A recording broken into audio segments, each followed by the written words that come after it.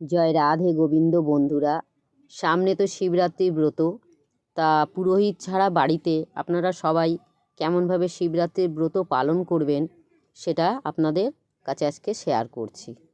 যে শিব তো সব পুজো সবাই করে, কিন্তু এই শিবরাত্রির দিনে একটা আলাদাভাবে আরাধনা করতে হয়।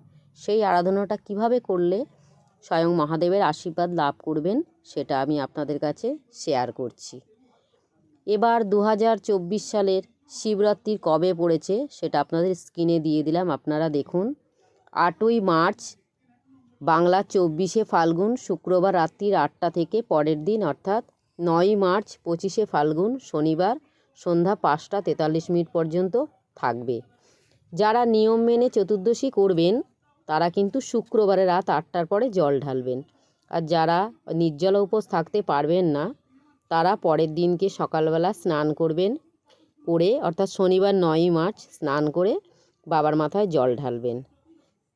শিবরাত্রির সময় জল কিন্তু 4 প্রহরে 4 বার ঢালতে হয়। এই সময় বাবার মাথায় জল ঢালার জন্য ঘি, মধু, দই, দুধ, গঙ্গাজল, চন্দন, কেশর, সিদ্ধি এসব একসঙ্গে মিশিয়ে নেবেন।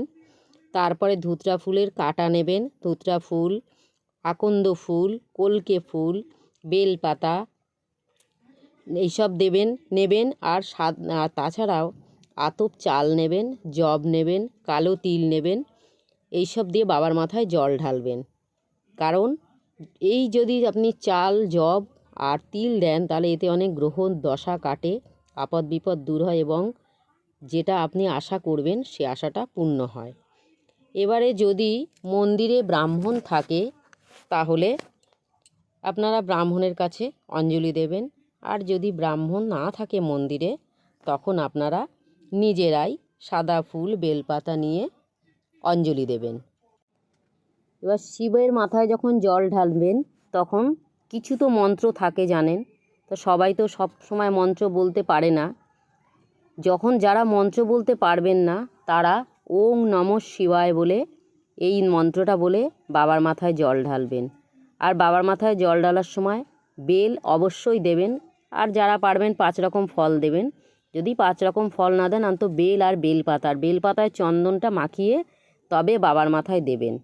এবার যা মন্ত্র আছে আমি সেই মন্ত্রটা আপনাদেরকে স্ক্রিনে দেখাবো। যে মন্ত্র উচ্চারণ করতে পারবেন সে মন্ত্র বলবেন, আর যে মন্ত্র উচ্চারণ করতে পারবেন না সে ওং নমঃ শিবায় বলেই করবেন।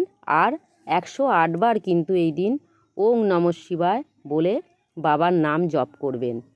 এবারে 4 প্রহরে যখন জল ঢালবেন 4টে মোমবাতি জ্বালাতে হবে, এবং যদি যে মোমবাতি পারবেন মোমবাতি, না হলে 4 প্রহরে ঘি দিয়ে প্রদীপ জ্বালাবেন।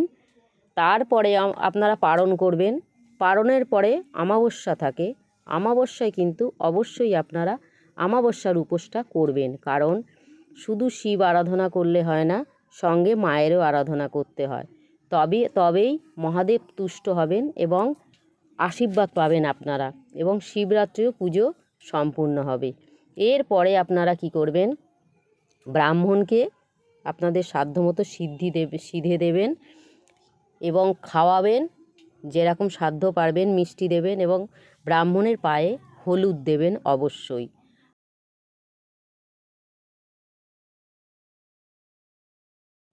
পূজার শেষে কিন্তু দক্ষিণা দেবেন। আর যারা বাবা এবং মায়ের ভক্ত তারা বাবা মায়ের নামে চ্যানেলটাকে অবশ্যই সাবস্ক্রাইব করবেন এবং লাইক পাঠাবেন। হর হর মহাদেব, জয় রাধে গোবিন্দ কমেন্টে কিন্তু জানাবেন আপনারা।